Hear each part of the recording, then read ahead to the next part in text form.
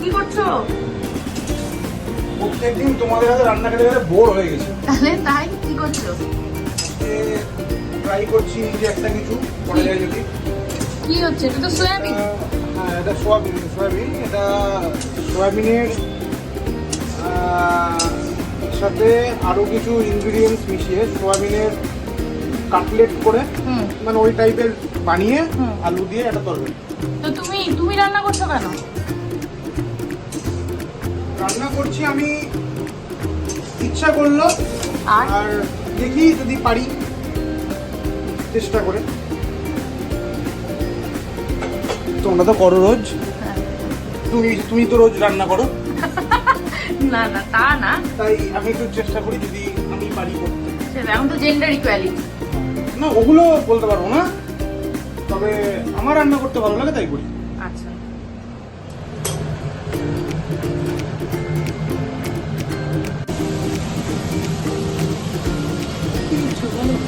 দিলাম মানে আলুটা 40 থেকে 50% মতো একটু ভাজবো।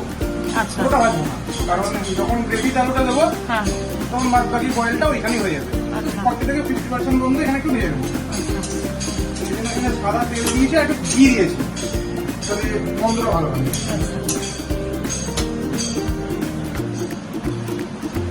যতক্ষণ আলুটা ভাজা হচ্ছে ততক্ষণ একটা পেস্ট বানিয়ে নেবো। তার জন্য দেবো পেঁয়াজ, 10 থেকে 12 কোয়া মতো রসুন, একটু আদা আর 4টে কাঁচা লঙ্কা হয়ে গেছে। এটা হচ্ছে রান্নার মেন মশলা। আচ্ছা, এটা কতটা সয়াবিনের জন্য? 200 গ্রাম। 200 গ্রাম সয়াবিন। এবার হচ্ছে মেন কাজ, সেটা হচ্ছে আমাদের সয়াবিনগুলো সিদ্ধ হয়ে গেছে, ঠান্ডা হয়ে গেছে। এবার জল ছেঁকে ছেঁকে সয়াবিনগুলো দিতে হচ্ছে এই মিক্সি করে নেবো।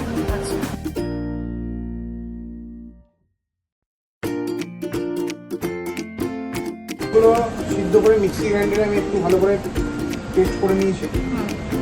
আর তার সাথে এখানে আর কি জিনিস দেবো, সেটা হচ্ছে 1 কাপ মতো বেসন দেবো,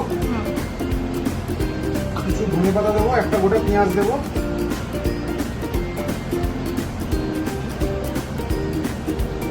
এক কাপ মতো বেসন এখানে দিলাম আমি।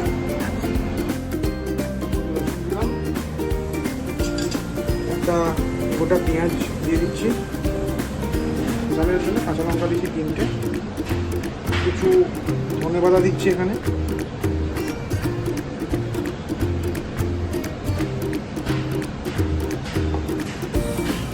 আর দেবো স্বাদ মতো নুন, একটু লঙ্কার গুঁড়ো,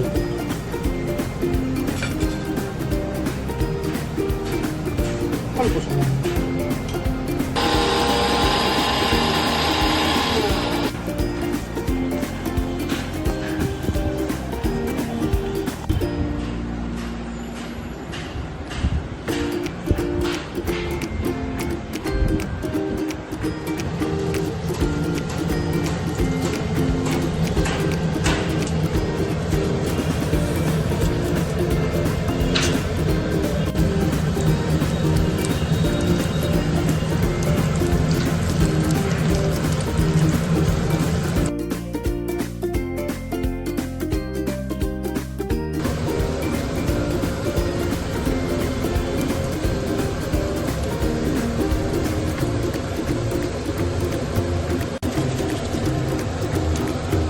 এটা কাশ্মীরি লঙ্কার গুঁড়ো।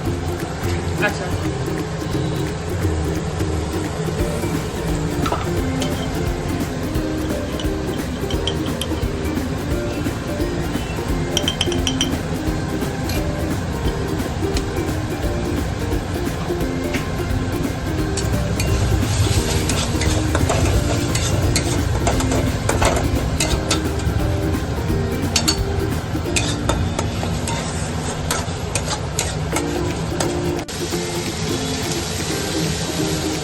সামান্য টমেটো, পুরো টমেটো ওখানে কেটে দিয়েছি।